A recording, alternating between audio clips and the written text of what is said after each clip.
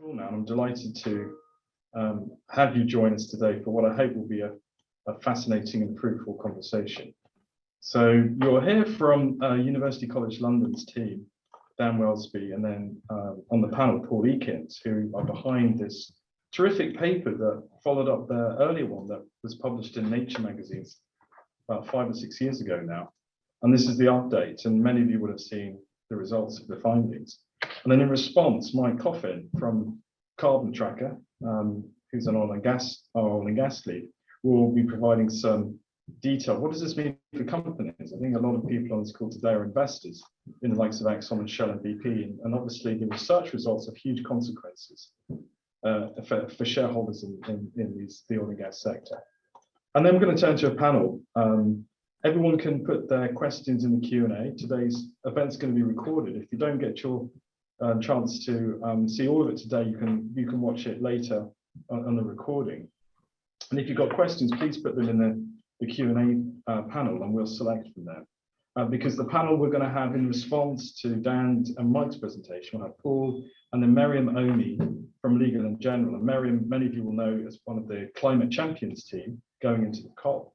And then, of course, we'll have Catherine Dixon. We're delighted to have the International Energy Agency here because many analysts have been following the new 1.5 degrees sort of Paris-aligned scenario, which I think is really interesting to match it against UCL's research. And then we'll also be joined, he's not on the call right now, but we'll be joining us later, Mark Radke from the UN Production Gap report. And the UN Production Gap report, as most of you know, has been analysing in detail what this means and has been communicating this message to countries. So I'll stop speaking now, and I'm delighted to hand over to Dan, who's got a presentation ready. Over to you, Dan. Thank you. Firstly, thank you very much for the invite to present today. And so, I mean, pretty much I'm going to introduce the paper that we had accepted or published in Nature earlier on this month. And that was entitled Unextractable Fossil Fuels in a 1.5 degree World. So I will share my screen. I think it's probably the... Okay, essentially, we had a paper released earlier this month called Unextractable Fossil Fuels in a 1.5 degree World. And the team from UCL included myself, Dan Welsby, Professor Paul Ekins, Dr. Steve Pye, and Dr. James Price. So just a bit of context around the paper, and you know where we are at the moment in terms of carbon emissions and our energy system. You know, annually we have around 40 gigatons of CO2 emissions, and around 85% of those are from the energy system. And you know, the dominant forms of fossil fuel sources are coal, oil, and gas. So if we want to meet net zero by 2050, so you know, in this graphic here from the Global Carbon Project, you can see the net zero landing zone is, you know, between 2050 and 2070, and that's heavily dependent on the level of temperature overshoot within, you know, the different models that are used to do this analysis. But you can, you know, we can see there that drastic reductions in global CO2 emissions are required. So in 2020, the UNEP released the Production Gap Report, which essentially showed the difference between individual countries' production plans and essentially operational oil, coal, and gas fields, and those that, you know, are intended to be brought online. The difference between those and pathways which are consistent with less than 2 degrees warming by 2100. So essentially to limit global warming to the greatest possible extent to less than 2 degrees and really aiming for 1.5 degrees, we essentially need a reverse course in global fossil fuel production. So a bit of context into, you know, essentially what we have in our model. So we have a global energy system model at University College London, and within that we have different fossil fuel resources. So this kind of just indicates essentially the embodied carbon dioxide within the global fossil fuel resource base. And then the red dotted line down the bottom of this figure essentially shows where our 50% probability of keeping global temperatures to 1.5 degrees lies. So we have around nearly 12,000 gigatons of carbon within the global fossil fuel resource base, and we have a global carbon budget with a 50% probability of keeping temperatures to 1.5 degrees of just under 600 gigatons from 2018. So essentially the main findings of our paper, we tried to identify the regional distribution of fossil fuel reserves which needed to remain in the ground, from a regional perspective. And to do this, we used TAM UCL, which is a global energy system model. I think it's incredibly important to say that this model is a least cost optimization model. So essentially it finds the lowest cost energy system to satisfy a set of exogenous energy service demands. And then, we apply this normative approach in the sense that we apply a global cumulative carbon budget of 580 gigatons, as I mentioned previously, from 2018. And that's essentially the carbon budget going forward past 2100 out to the end of, essentially that is our carbon budget. And then the model generates production pathways for each region. So it essentially determines the volume of fossil fuels which either remain in the ground or the limited amount which can be extracted. And this is based on the cost of developing different fossil fuel resources. It's based on the carbon intensity of production from different categories of fossil fuels and from a regional perspective. It's based on the cost of low carbon technologies within each region, which differ in the model.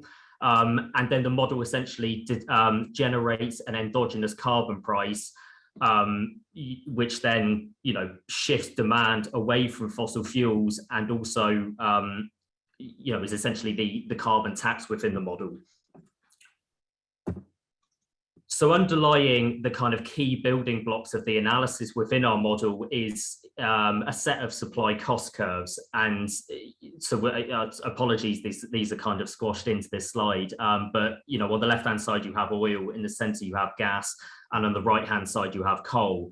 So this is kind of one of the really dominant drivers of who gets to produce and where reserves, oil, coal, and gas reserves remain in the ground based on our analysis, which indicates that essentially we need to have already peaked oil, gas, and coal production now. Oui, hello, yes. Pardon? Yeah, oui, hello, Mark, right? So for reserves, we found that, so I'm just going to move on to the main results now. So for fossil fuel reserves globally, we found that nearly 60% of oil and fossil methane gas and nearly 90% of coal must remain extracted. And by reserves, we've defined these as economically and technically recoverable today. Within the kind of global picture then, we had relative winners and losers based on the distribution, based on our cost minimization. So for example, for oil, we found that Canada and Central and South America leave higher than the global average proportion of their oil reserves in the ground. And that's really a function of the cost and the carbon intensity of those reserves. For natural gas, we found that the Middle East and the former Soviet Union leave higher than 60% of their reserves in the ground, and that's really driven by the fact that around 65 to 70% of the total reserve base, the total gas reserve base, is found within those regions. And then finally, just in terms of coal, what we found was that the developed economies of places like the United States, Europe, and Australia leave really, really high proportion of their coal reserves in the ground.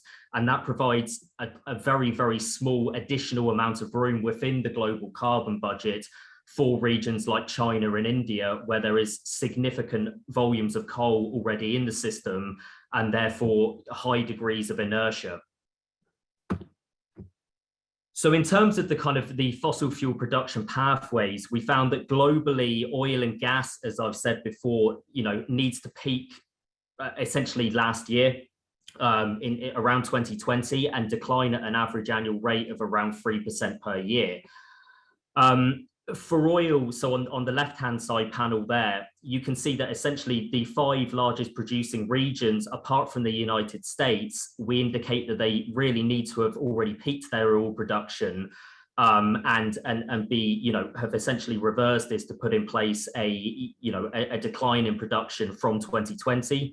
For the United States, we found a little bit of a recovery in oil production to 2025, but that really kind of recovers to around 2019 levels before a kind of a relatively rapid reduction of around 4% per year out to 2050. So for these kind of large producing regions, particularly in places like the Middle East, this has really significant implications for large fossil fuel production, for large fossil fuel producers, and for those countries where hydrocarbon revenues form a really high proportion of the national economy. So essentially, our report has really kind of large implications for those countries, and the really desperate need to diversify economies away from incredibly heavy reliance on hydrocarbon revenues. Moving to gas, what we found was that there was a slightly more of a kind of heterogeneous regional picture. So what we found was that for example, the United States, and that's the black line on the right-hand side panel, we found that gas production decline there was really, really rapid. It's around 7 or 8% per year on average out to 2050. Now, what that then does is provide, again, as I said with coal on the previous slide, it provides a little bit more room within the kind of global carbon budget then for regions like the Middle East to have some gas production increases out to around 2030. But then, post the 2030s, there is then kind of a higher transition risk of stranded assets because the decline rates from 2030 onwards tend to be quite high in the Middle East and in Africa. So I'm just going to finish on what can be done and essentially, what is needed to put us on a production pathway consistent with meeting or limiting global warming to 1.5 degrees. So building alliances will be key, and there's been significant movement on this with the Beyond Oil and Gas initiative led by Denmark and Costa Rica in particular, and then the Fossil Fuel Non-Proliferation Treaty, which has been really kind of instrumental in bringing ideas of justice and equity into a transition away from fossil fuels. These are incredibly important aspects which our modeling can't take into account. Leadership will also be absolutely critical, particularly by developed countries. So we essentially found that it's the developed economies which are really kind of transitioning faster and allowing a tiny bit more room within our global carbon budget for places like China and India and Africa. I think there needs to be a significant recognition by investors of the huge transition risk related to oil and gas.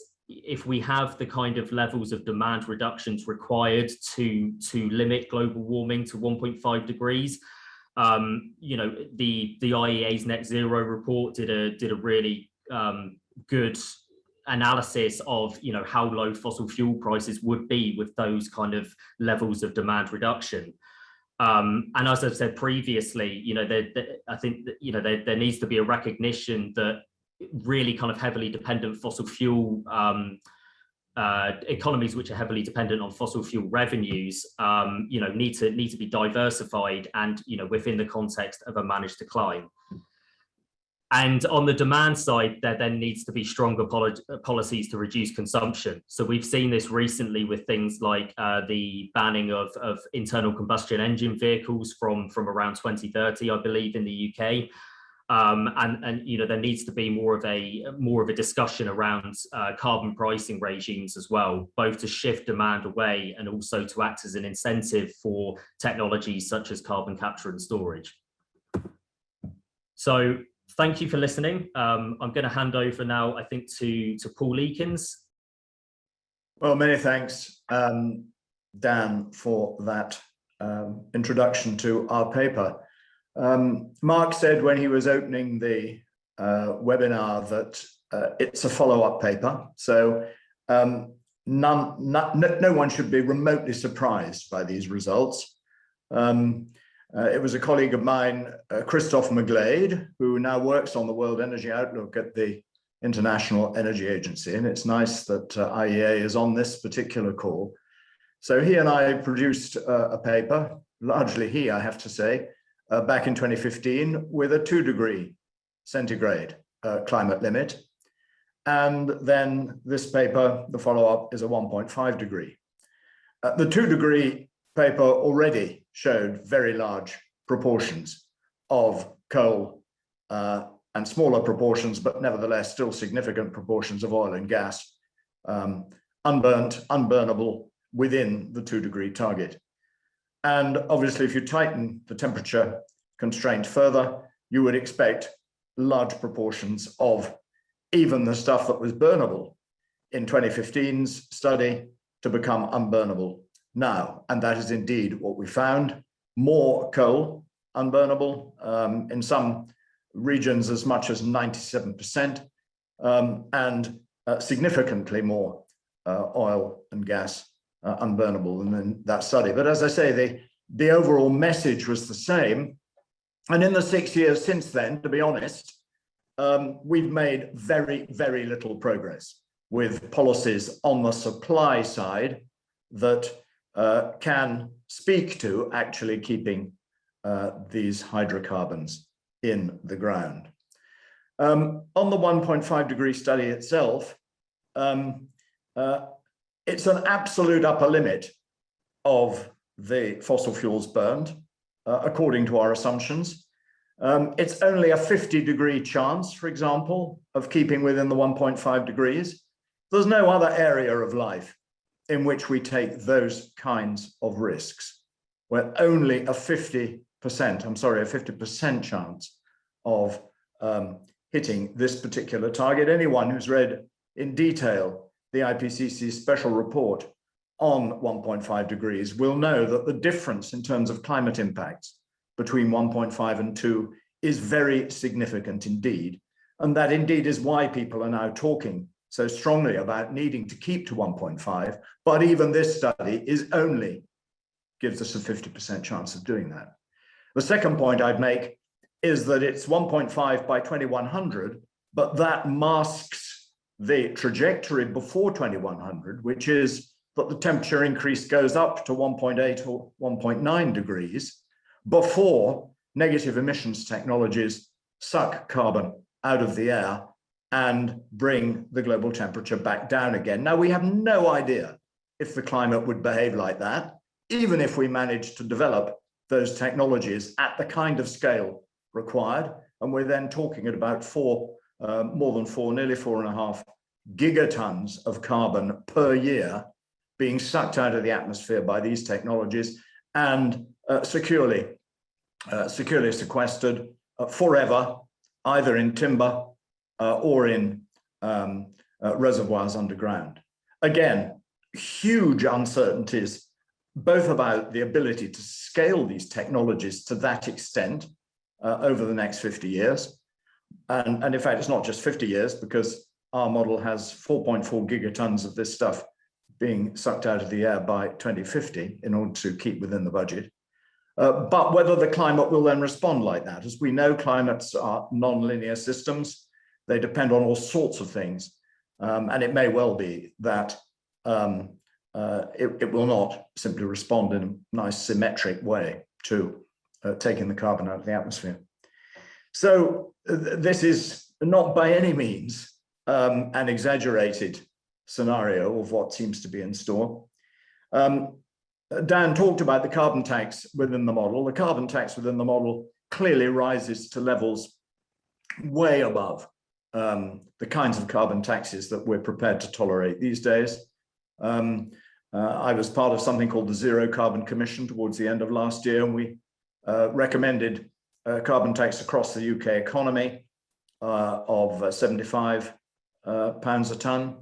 And government initially seemed to be listening to that, but as soon as a couple of tabloids put in headlines saying that this would increase the price of meat and energy, government immediately stopped all the analysis that it had asked some civil servants to do on this topic. And then, of course, we have the immense challenge that so much climate policy so far has been on the demand side, and clearly that is really relevant and important. While governments everywhere, but also in the UK, whenever they discover oil and gas, they want to get it out of the ground and pump it into the atmosphere just as quickly as possible. I spent a good part of my summer preparing evidence for the public inquiry on the coal mine in Cumbria, which I gave a couple of weeks ago. That decision, of course, is now still outstanding. It seems utterly extraordinary to me that a country like the UK can even be thinking of opening new coal mines in 2021. And I have to say, some of the nonsense that was coming out from the coal mine developers, phrases like a net zero coal mine, which is almost a contradiction in terms, simply beggared belief. And then obviously we've also got the maximum economic recovery policies in the North Sea.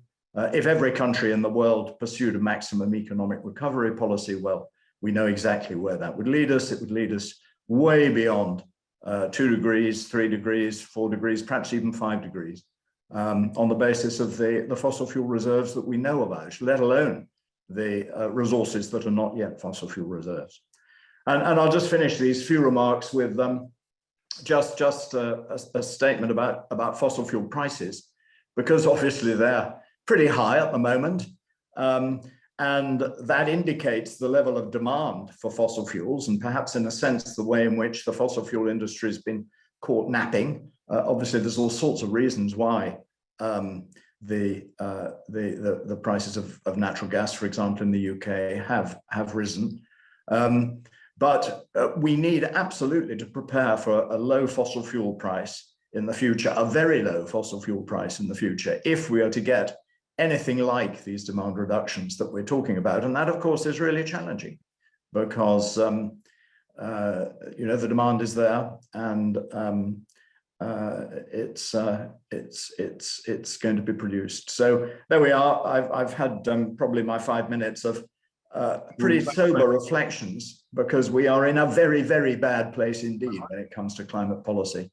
And happy to pass over to Mike to cheer everybody up if he can. Thank you, Professor Eakins. That's terrific overview. And Carbon Tracker, we're huge fans of the research that UCL does and the publication Nature. Everyone references it, so terrific. I'm now going to turn over to Mike Coffin. And so we've got this big kind of macro picture. We know what we need to do to keep fossil fuels in the ground. And what does this mean for companies? And obviously for investors in these companies, it has profound consequences. Mike Coffin here used to work at BP and now leads Carbon Tracker's analysis in oil and gas. Mike, over to you. Brilliant, thanks, Mark. And thanks for the presentation, the report thus far. I think from my role here is to give a little reflection and from the Carbon Tracker perspective on the report, the unextractable fossil fuels in a 1.5 degree world. And so I'll just give some thoughts from Carbon Tracker, both on the macro piece, but also how we approach this problem in translating this macro problem down to tangible actions, particularly that investors can take, as well as some broader comments for policymakers that we've identified through our work.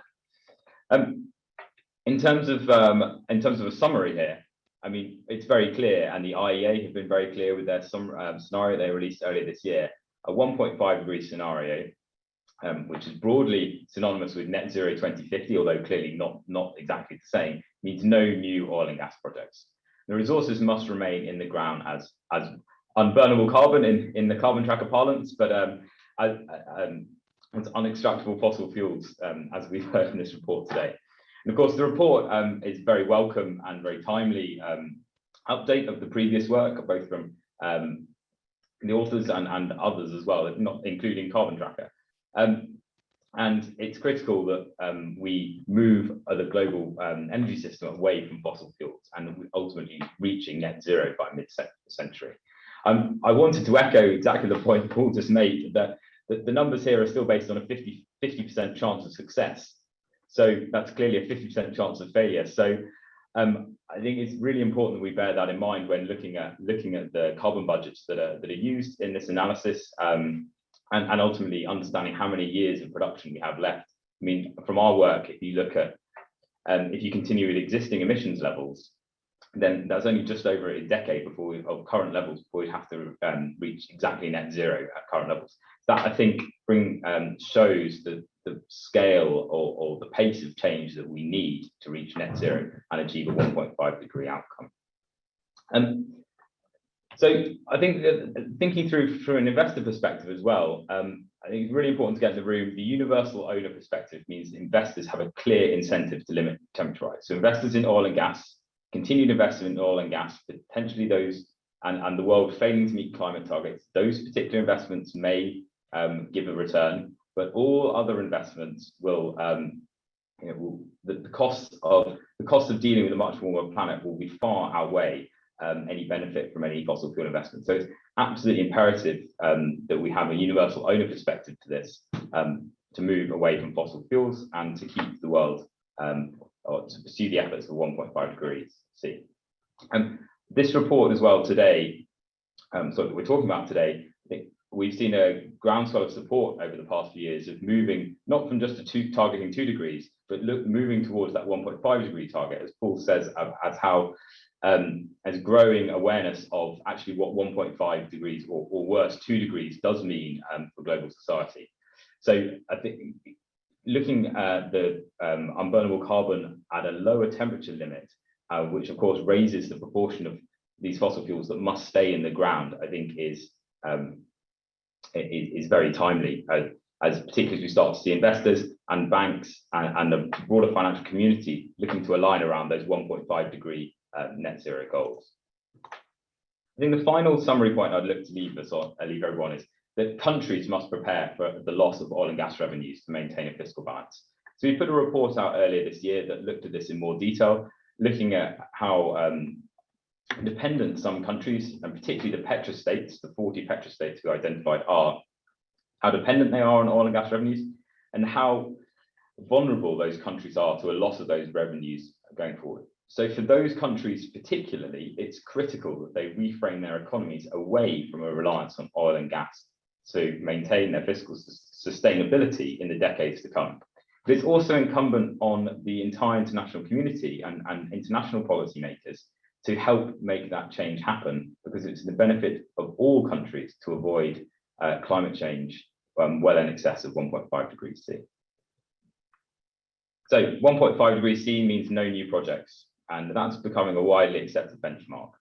And it's clear, and that is very clear. And whether it's the IEA scenarios or you look at the other 1.5 degree scenarios, without invoking huge and potentially incredulous amounts of carbon capture and storage or negative emissions technologies, to achieve 1.5 degrees C means no new projects and fossil fuels remaining in the ground.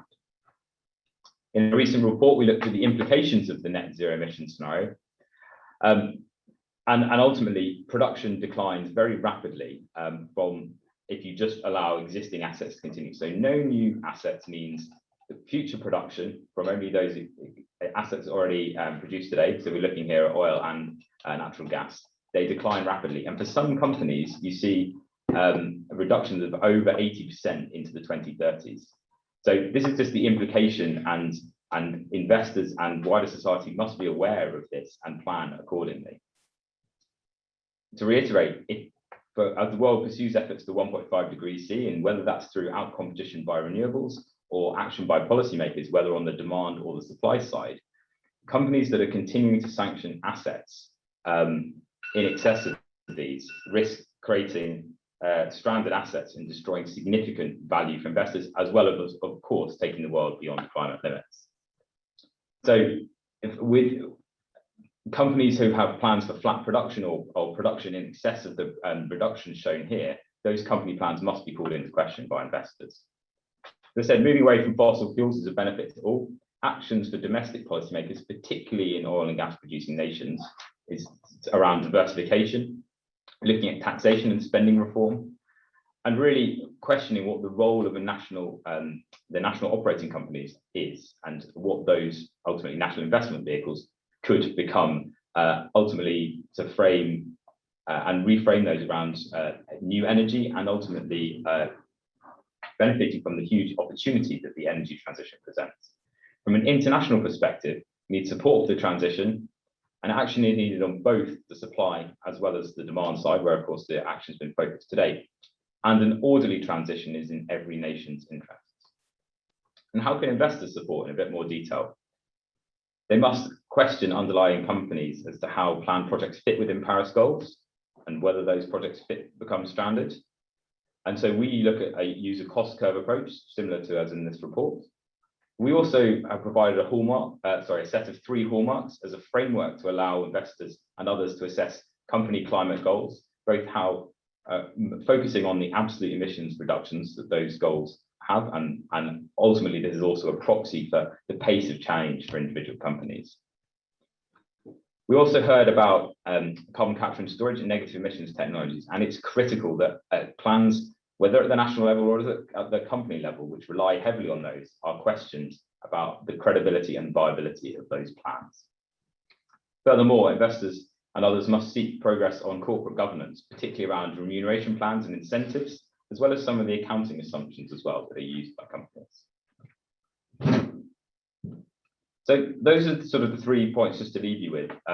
We think it's a very timely report that reiterates our message and the broader message that's critical here, reframing that in the context of 1.5 degrees rather than just a 2-degree goal. And its critical resources remain in the ground. The universal owner perspective means an interest of investors to not invest in further oil and gas expansion. And it's critical also that countries prepare for this and prepare for a world without oil and gas. Thank you. Thanks, Mike. So we're now going to turn to the panel, and please do put your questions in the Q&A. I've got some thoughts on these excellent presentations from UCL and Mike's comments. But the first person I'm actually going to turn to, and I hope you don't mind, Mark, because I know you came in after the introductions, I'd really like to introduce Mark Radke from the UN for the production gap report. Thanks, Mark. A lot of people may not know about the production gap report. Could you say a little bit about what it does and who its audience is? And I think probably being the UN, you've got the country level, you've got policymakers, you've got the international perspective. People probably want to know what are governments thinking, countries thinking that are fossil fuel producers, and how was the production gap report received when it was launched by governments? Well, yeah, many of you probably have heard of the emission gap report, which I think is in its 11th year. And that was a UNEP attempt to look at the divergence between what the arithmetic shows in terms of national commitments lately under NDCs, as well as non-state actors, and what the science tells us is the trajectory we need to be on. So 3 years ago, with a group led by SEI, started looking at the flip of that. You know, what did the math tell you if you added up all of the production plans, and did the not necessarily complex math, but tried to pull all those strands together. So the third report will be out in a few weeks, but the conclusions are broadly similar to what Dan outlined. That we are on a trajectory that is inconsistent with what the climate science tells us we need to be on. There is obviously a gap or a schizophrenia in countries that have climate ambitions but also have fossil fuel production ambitions. I think to answer your question, Mark, we're very careful with the data, and we try not to get into the being policy prescriptive in any detailed sense. Country X should do this and Y should do that. But just to put the information out there, there is, I believe, a dearth of the kind of detailed information that basically just sort of shows where we are and where we're headed, and on the basis of transparent, verifiable information, different economic actors and governments can make sensible decisions. We hope those decisions will be much aligned with what others have said. You know, a lot of this stuff has to stay in the ground. That's very clear. And Mark, And- when you launched the report, Yeah. Did a whole bunch of governments come to you and say, wow, this is really challenging. Let's sit down together and figure out what we should do together. Or, I think, did you no, get I think it was more that there was a sort of a stunned reaction, perhaps. We do get pushback from governments on the emissions gap report, but then we point out to them that much of the information is drawn from their own official statistics, and then they're usually quiet. I would expect that the more granular we get and the more detailed the information becomes, that there will be questions. But you know, if the data is backed by you know, if it's transparent and we stand by it, we don't have a problem in you know, pushing back. Sure. Well, look, today we've got Catherine from the International Energy Agency. Catherine, I know you joined the organization in Paris from an oil company, and people would probably love to hear what you're currently doing, what your role is at the IEA. In particular, you know, we've got this new 1.5 degrees net zero scenario that you produced. And I think for the first time, investors have suddenly thought to themselves, gosh, you know, the IEA is using something which is useful if we want to set net zero targets, because the previous, to be honest with you, you know, whether it's the STEP scenario or the SDS scenario, wasn't really seen to be aligned with 1.5. And now, you know, I think certainly from one side of the fence, as it were, the IEA has gone from zero to hero quite quickly, from Fatih Birol's leadership with the 1.5 scenario, which we hope, by the way, is going to be central to the new WEO coming out in a few months' time. So what's your response to what you see from Professor Eakins and Dan?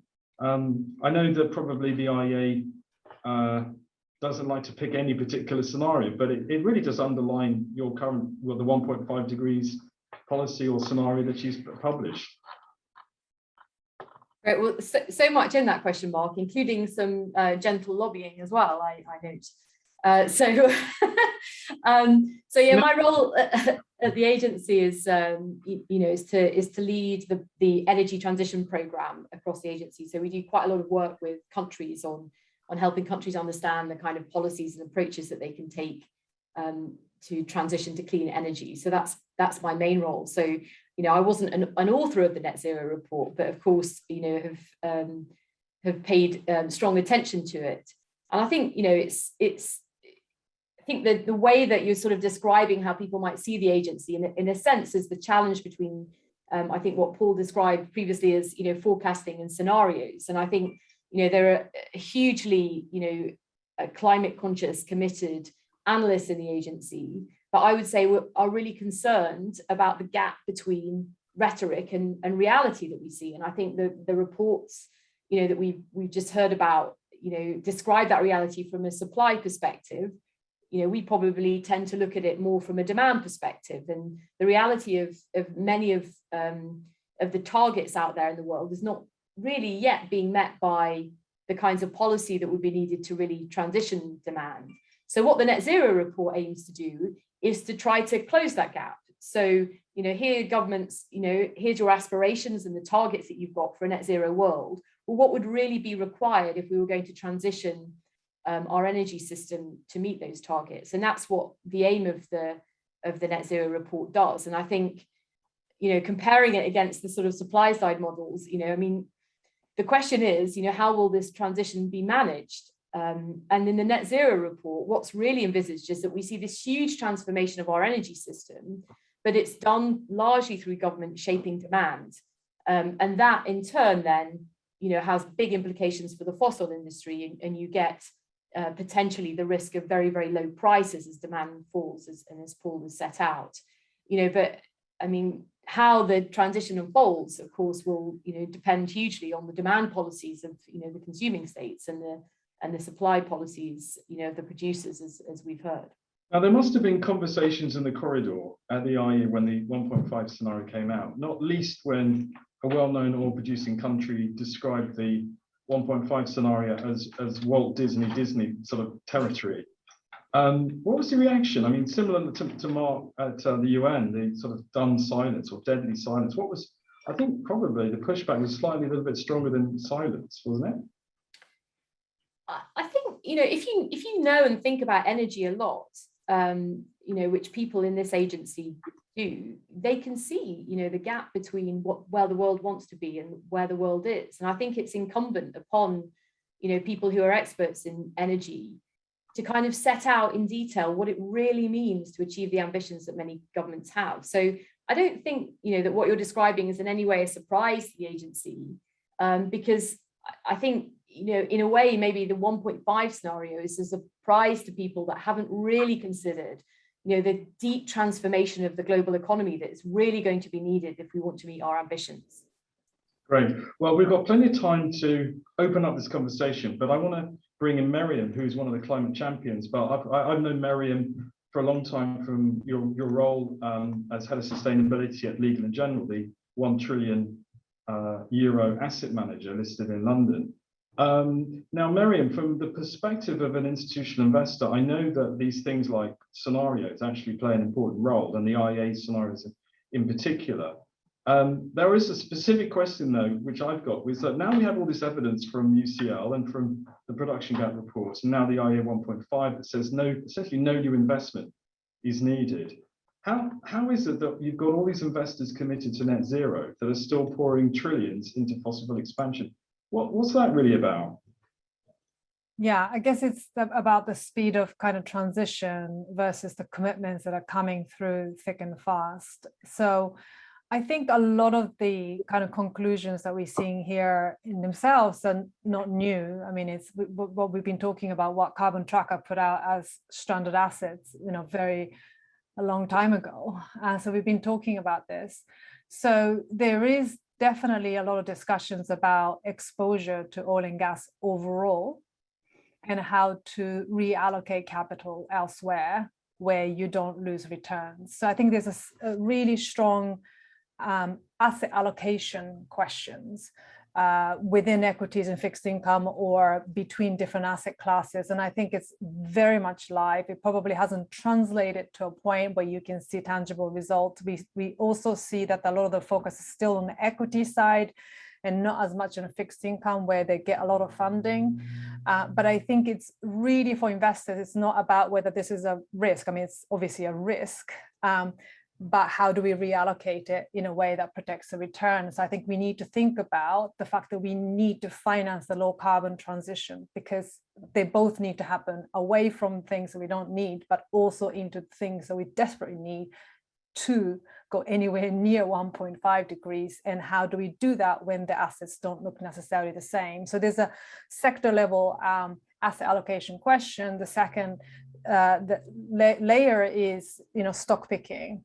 So this kind of research is very helpful in thinking about, a lot of them have talked about climate change and net zero, but which companies are truly penetrating that through to the actual strategy in terms of the board composition.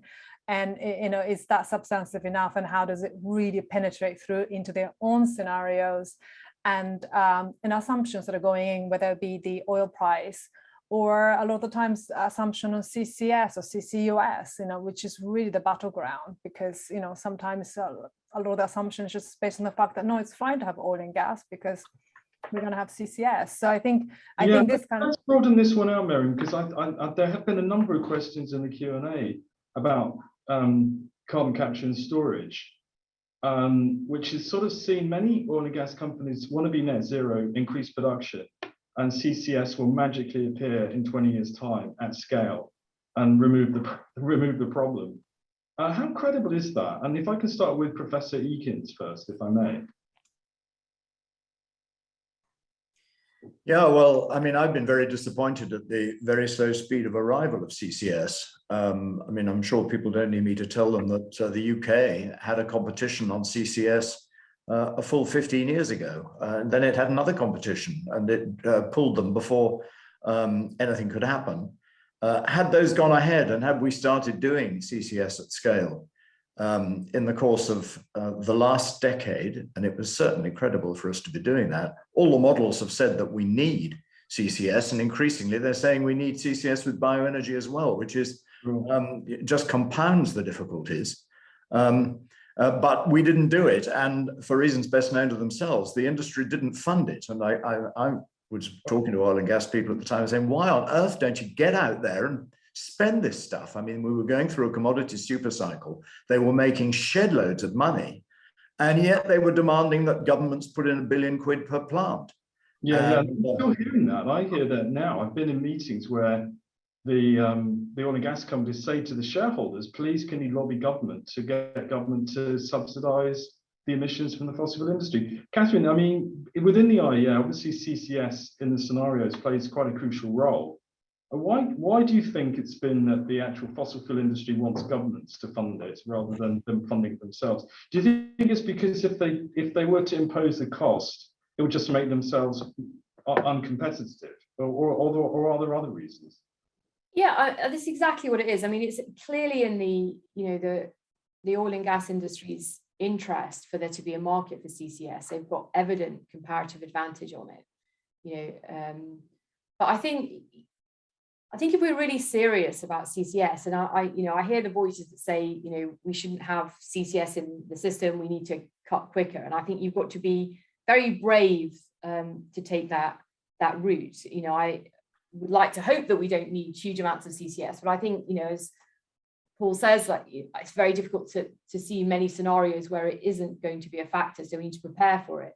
But I think if we're realistic about it, we might morally want it, but it's very difficult to expect a commercial company to put itself at a commercial disadvantage vis-a-vis its competitors and to rely on that as a mechanism for solving climate.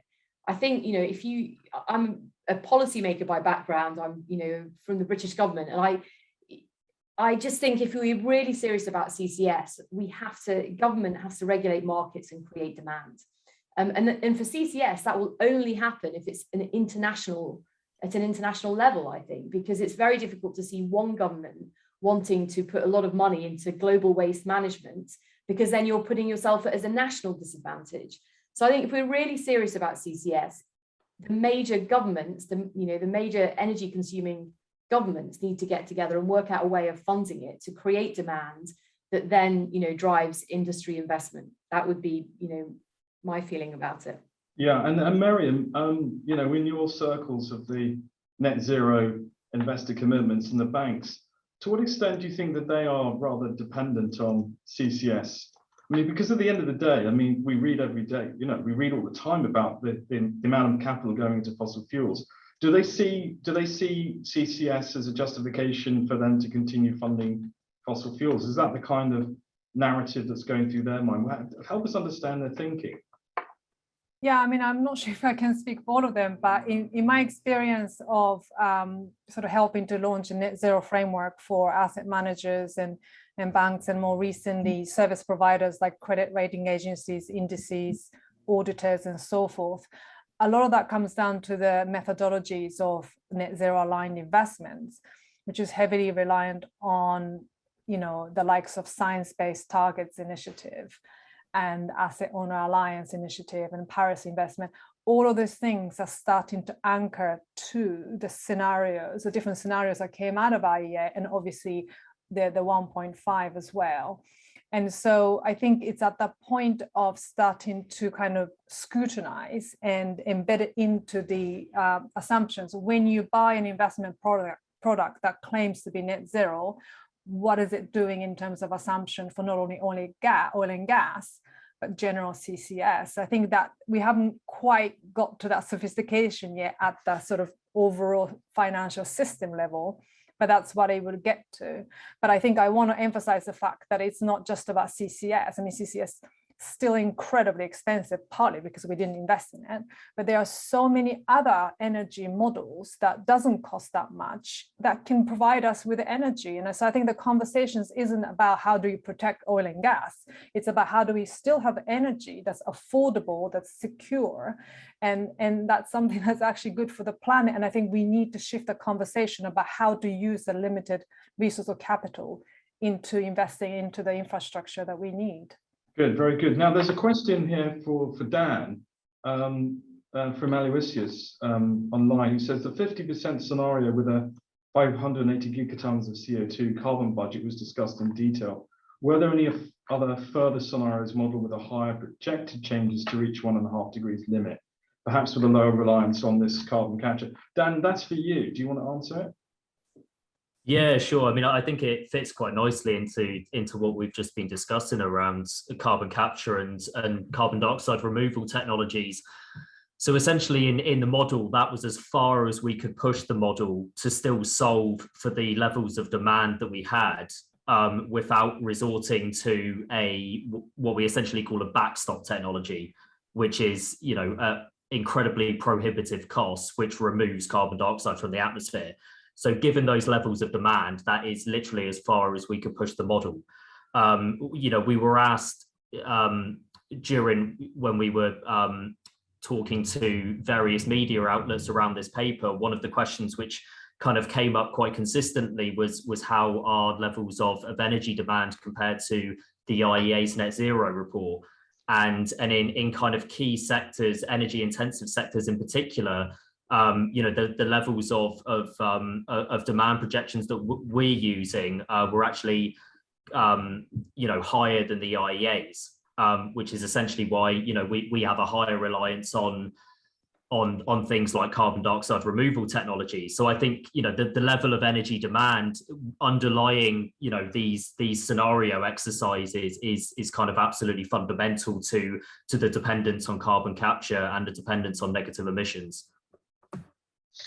Thank you. Mark, did you want to come in and respond? Yeah, I wanted to go back to the point about CCS and the investor community. So there's been reference to the growing number of net zero alliances, and then there are three that come in a sense from UN convening power. One for asset owners, one for the banking alliance, and the third one on insurance. And each of these have 50 to 55 members for the first two and 8 for in the insurance.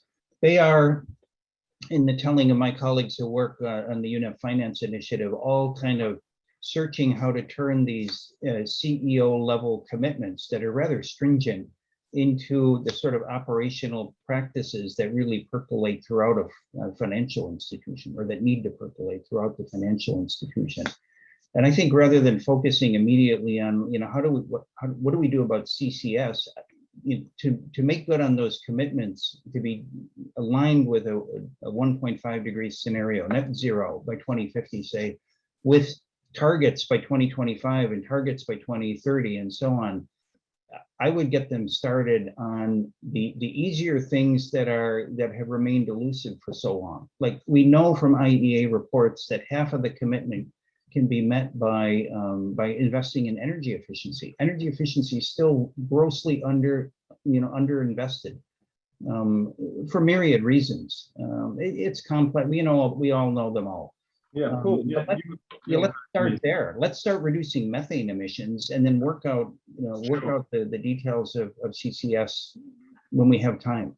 Sure, absolutely. Paul, I see your hand raised. Yes, indeed, and thanks for coming to me. I really just want to address a couple of the questions that have arisen about the economics of all this stuff, and Catherine's commented on that, and apparently is typing an answer to one of those questions. But this transition is going to be a very fine balance between reducing demand and reductions in supply.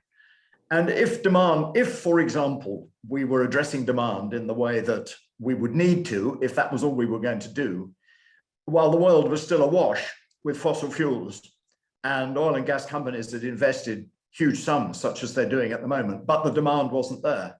Well, obviously, the price for those fossil fuels would collapse enormously. Firstly, that would undermine the demand side policies as more and more countries thought, blimey, there's so much cheap stuff out there. You know, we simply can't resist getting in on the act. And so things would be very low priced, and it would be extremely difficult to sustain that. On the other hand, if demand stays high and we were to reduce the supply and simply not invest further in supply, then obviously the price is going to go very high. And those countries that were still producing oil and gas would like that very much, obviously, because they're getting good price for their product. Whereas on the demand side scenario, if the price dropped very low, then the countries that currently rely on fossil fuel revenues, like Russia, like Saudi Arabia, like a few other countries, would be really in serious fiscal difficulty. And we've seen some modeling. No, there's some questions on. Yeah, so it's really important that we try to do that in balance. And my last point would be coming back to carbon prices. The way to get a transition would be to cut the supply, get the demand side going, the demand side cuts going, so that would reduce the fossil fuel price, but keep it high for the demand side through the introduction of carbon pricing, and then arrange for transfers of the revenues from those carbon prices so that the fossil fuel intensive countries can get some sort of soft landing rather than finding themselves more or less bankrupt overnight. At the moment, the global politics of that is absolutely nowhere in terms of those kinds of negotiations. But actually, that's what we would need to move towards in order for the economics to make sense. Now, one of the questions I see in the Q&A is from Richard Murphy, who's asked, and Richard, I owe you a reply to your email, which will come shortly. But one of the questions you've asked is can you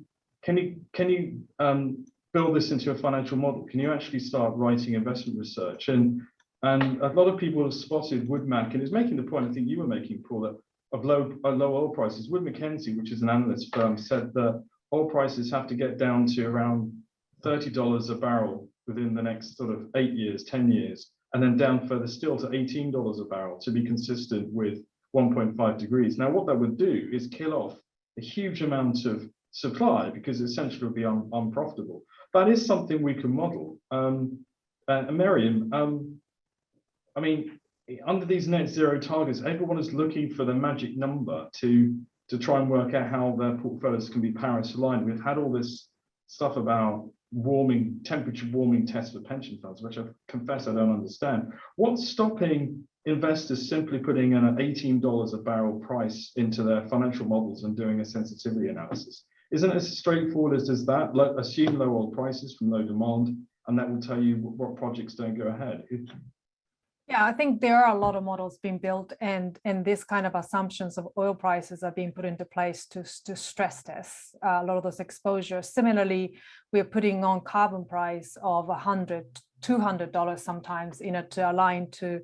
So it's kind of coming from both ends that really stress test some of those assumptions and the level of exposures we have through their capex. So I think these conversations are happening right now. I think the question that you probably want answer to is that why isn't the money moving fast enough? And this is what we need to get to. But I can definitely see in terms of, sort of temperature alignment models and all those kind of things that are about fiddling with the assumptions of oil price and carbon price. So I'm picking out some more questions from the Q&A, but we seem to be moving. The conversation seems to be moving in a sort of a direction which is a lot of supply proposed supply ought to stay in the ground. You've got investors setting net zero targets, but investors still want to continue investing in fossil fuels. You've got the modeling that isn't quite happening to get investors to really price the risk. I was in a conversation in a roundtable just the other day from a major fund manager, and I said, "Oh, have markets probably discounted the future?" And they said, "Yeah, markets are perfect. All this risk is in the price. Investors are well on top of the energy transition." But I really wonder if that is the case. Catherine, I mean, the IEA, lots of investment banks come to you for insights to use your scenarios and so on. What's the kind of message you're getting from investors, or do they not arrive in your inbox? Probably don't arrive directly in my inbox, but I guess, you know, when I look at the continued investment in oil and gas, you know, the question that I ask myself is whether really investors believe that the governments are going to take the kinds of actions that will be really needed. You know, and I still I think, you know, the net zero report is really clear that in a net zero world, there would be no need for new investment in oil and gas. But the question is, you know, are governments going to put in place the kind of policies, you know, that mean that we've got heat pumps in people's houses, that we've got, you know, electric vehicles? Because, you know, we do, as Paul says, need this balance between supply and demand. And when I look at, you know, what investors are doing, I ask myself, you know, do they really believe in the transition and that governments will do what's required? Yeah, so there's a question here from Cal from the Keep It in the Ground Coalition, and I think it's addressed to you, Mike. And it's part of your presentation, which is it is possible to separate out all the different oil and gas companies to work out which ones have better policies. And clearly the one that we think about is BP is the only one that's announced cuts in production as a way of getting its business model in line with the Paris goals. Mike, how else would you go about measuring winners and losers? And what are your thoughts on some of the individual companies which we would know, like a Shell or a BP or an Exxon? What should our viewers be reading to help them understand this relative positioning? Yeah, I mean, I think there's probably two main elements to that. One would be the capex at risk. So you look at the proportion of planned projects or potential project options that do not fit within a Paris-aligned scenario, or in fact, the scenario with which the investor is looking to align themselves with. And, you know, clearly that's something we publish on using our least cost methodology. I think the second piece would be to look at the corporate strategies that are being presented and being developed. And clearly we've seen an arms race of those over the past 2 years now in terms of emissions targets and emissions goals. But I think it's critical that we adopt a framework, investors use a framework to assess those and to be able to compare companies with others, because a net zero target can be at the one end of the scale based on absolute reductions, including end-use emissions, that effectively equates to a company having to wind down its oil and gas production to reduce those scope 3 emissions. To the other end of the spectrum, where it's an intensity target that just looks at operational emissions, i.e. only 15% of the total full life cycle emissions. So both of those things can be net zero targets for a company, but they're very, very, very different in terms of the impact, both in terms of moving the global society away from oil and gas, but also in terms of aligning investors' interests and protecting investors' interests and reducing transition risk. So that we produced that relative ranking table of companies there, and that was for sort of the majors plus selected others in terms of by applying our 3 hallmarks of Paris compliance. We talked about this in the absolute impact series of reports. So it's really looking at absolute cuts and looking at the full suite of companies' activities, and ultimately their companies' exposure to the oil and gas value chain, and that upstream activities, downstream, but it could be midstream, it could and others too. So that's really, really important. In terms of the companies specifically, yes, some companies, so actually BP has acknowledged the need for falling oil and gas production from them. Others as well in Europe, generally Europeans, have acknowledged that oil will peak in the near future. But we see, particularly in North America, generally those companies are lagging behind European companies in terms of their corporate positioning. So, Mark, I think I'll leave it Thank there. you. Now, I've made the mistake. We've just been talking about oil and gas, and of course, the elephant in the room is obviously coal. What is everyone's thoughts on the Chinese government's announcement that there'll be no new funding through the Belt and Road initiatives for coal overseas? How big a deal is that? And Mark, this is a big sort of geopolitics question, and the pivotal role that China plays as a major consumer of coal. How important do you think that announcement is from the Chinese government? Well, I think it's an important announcement. You know, what I read, and a welcome one, of course. The unanswered question, perhaps, is then what about domestic investment? You know, that was the elephant in the room, in a sense. But in UNEP, we believe that you know, the Belt and Road Initiative, when it to the extent that it focuses on environmentally sound projects is absolutely welcome. And a commitment to not fund coal-fired power plants, through that initiative or any other initiative is absolutely welcome. Yeah. So Miriam, as a climate champion, you're going to say, well, I don't know, and I can't tell if I did know. Is there any rumors that the Chinese government is going to make any announcements or be present? I don't know. No, first of all, the climate champion is Nigel Topping. I mean, and we work with ambitions within the private sector. So I am afraid I don't know about at the political level.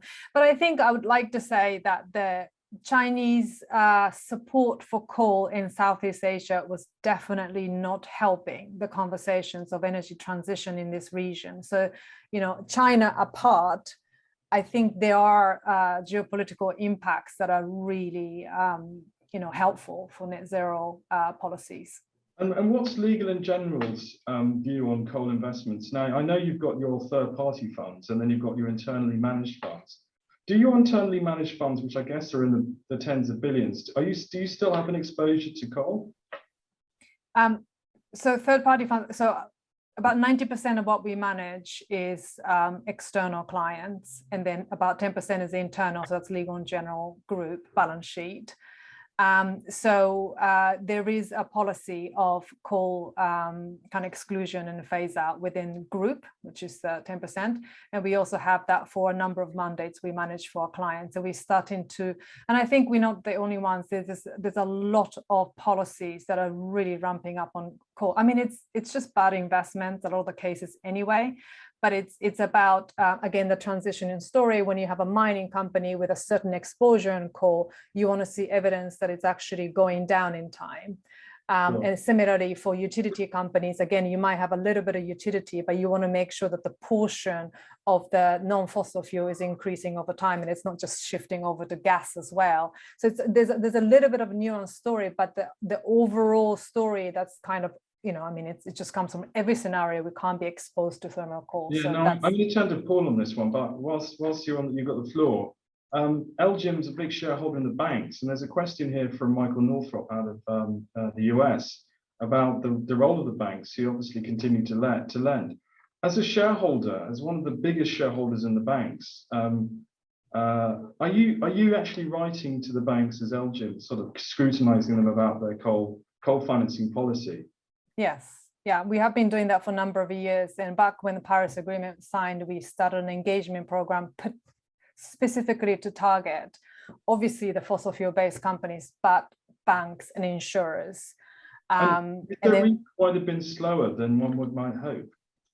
Yeah, I mean, look, when we started, there weren't that many other investors really talking, and the conversations with the likes of, UK and Europeans was pretty advanced, but you can imagine us talking to US companies or Asian companies. It's, it was just like, we've never really talked about climate change in a meaningful way.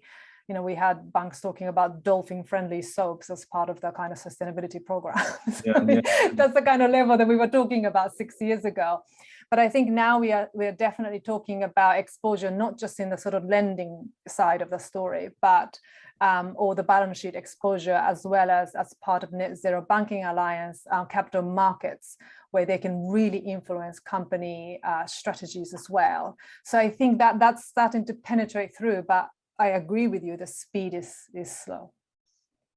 Not only can, but I think have an obligation as part of their commitments under some of these alliances. That it really is a high level commitment that will be reported on, and we put a lot of value on that transparency of the commitment and the need to put out plans that can be verified and can be tracked and measured against.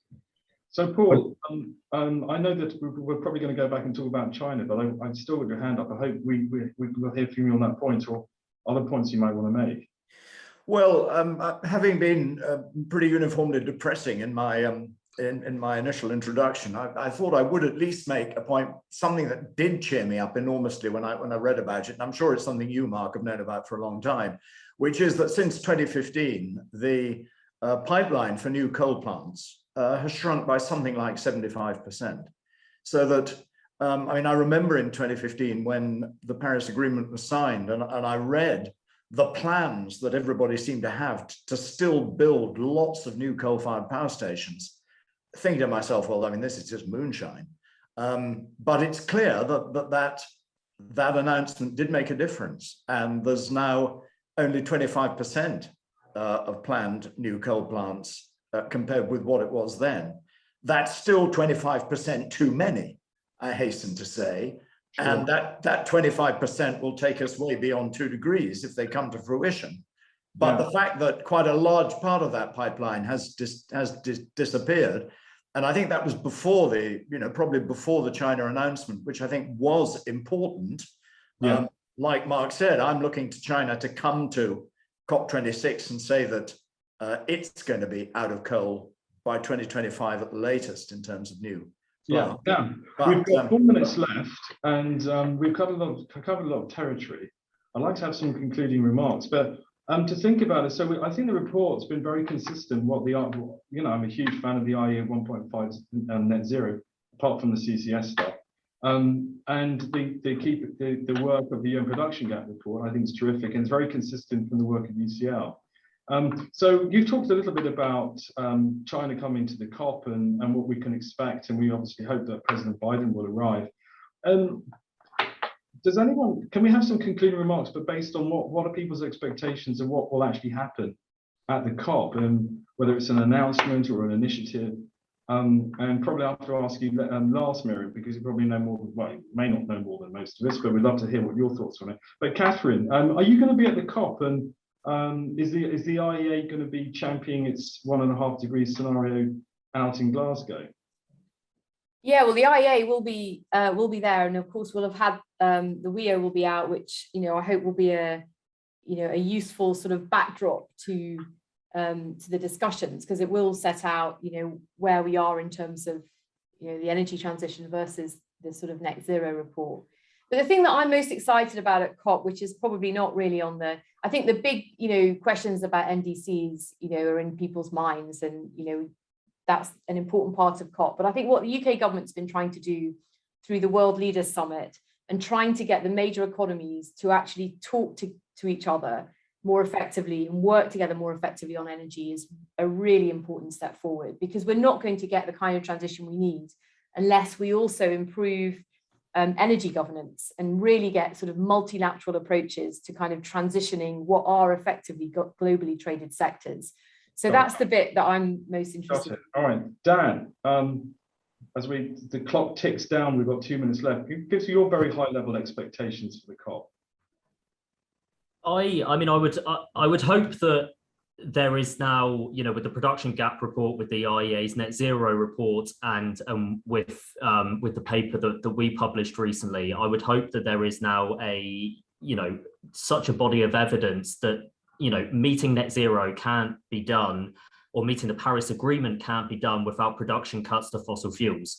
And there was a really good question in the Q&A about, we've been talking about CCS and negative emissions technologies, but even if you put those into the system, this cannot be done without cutting fossil fuels. And at the moment, if one country is talking about increasing, there is absolutely no discussion around where production cuts are going to come from.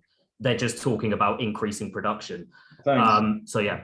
Good. Mark, so you mentioned the launch of the next version of the production gap report. Is that going to be at the COP or just before? And will you be having discussions in Glasgow? No, we will be putting them out along with the emission gap report, the production gap report. We found that the best thing is to get them out, much like the WEO, kind of a week, 10 days before. And that way they generate some buzz in capitals, make their way into the ministerial statements and so on, influence the thinking.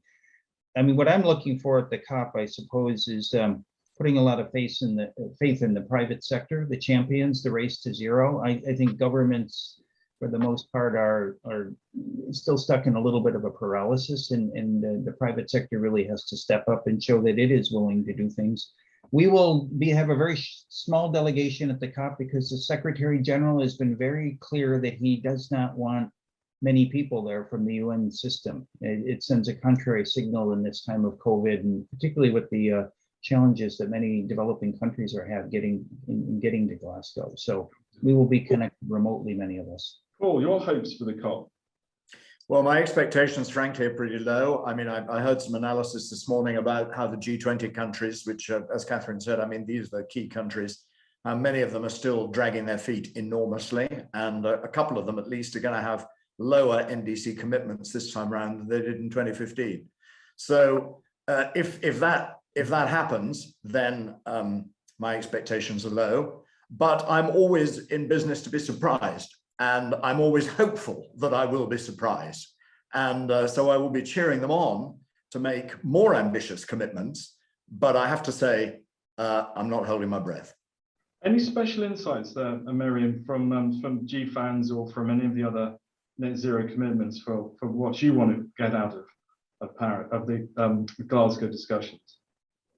I don't know if it's a special insight, but I think, you know, as you say, we can't control the sort of government negotiations per se, but there's a lot we can say about the private sectors wanting to be aligned to net zero, because that makes the most economic sense. It makes sense for people. And so I think what we can show is that we are going in the same direction. You know, in Paris, we didn't talk about 1.5 in a meaningful way. We are.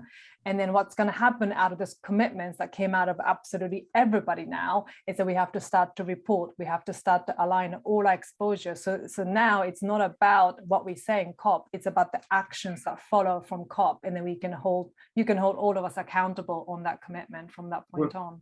Great, and that was a great last word for us to finish this webinar. Thank you everybody for joining us. I'd like to thank each of you for your thoughts and insights, and having the IEA together on a panel with the UN and UCL and Carbon Tracker has been a delight, and I hope we can do it again. And next time, Paul and Dan, you come up with the next version of the report, we can run this roundtable again. So thank you very much, everybody. Great. Well, thanks for hosting, Mark. Absolutely. Yeah. Thank Thanks you. for me too. Thank you. Thank you.